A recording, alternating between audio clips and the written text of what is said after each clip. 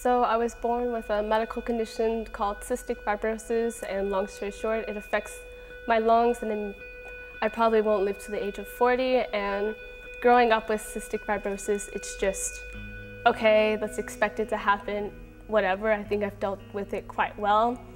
And I think it's more difficult to see people dying of the age of 18 and 25 and people getting lung transplants. And it's like, oh, that's eventually going to be me. I'm going to get a lung transplant before at the age of 30.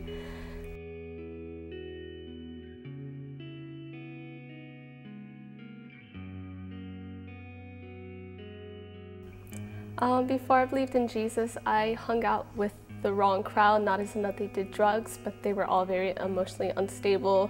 They were suicidal, they cut, they just really didn't care about anything. And since I wanted to fit in, I followed that. I started cutting and I started doing a lot of bad things, and to the point where I was so unhappy because I felt like none of my friends cared about me and my family didn't understand that I attempted suicide. And they put me into a psychiatric ward for about 2 weeks.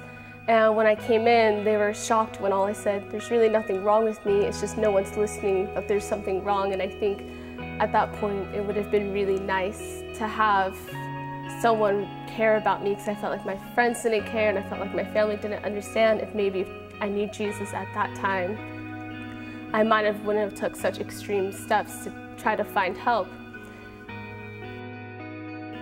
I started learning more about the religion and or Christianity and coming to youth group. And I just as more I learned about it, the more it just made sense. And I'm like, okay, there really is someone out there, and these are kind of the reasons why he's here, and this is what we're supposed to do. This makes sense now. It's just not something that I've created in my head. And I felt I don't know, I just always felt like I made a connection with him at a certain point. It's like, okay, you're helping me here.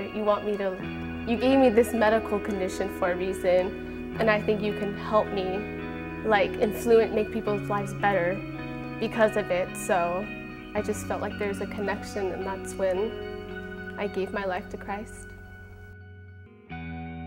I've completely stopped the cutting for almost 2 years now, and definitely when I have those moments where I feel like I need to, I realize that I'm not supposed to, because Jesus tells us not to injure ourselves, and Jesus loves me, so it doesn't matter what anyone else says, really.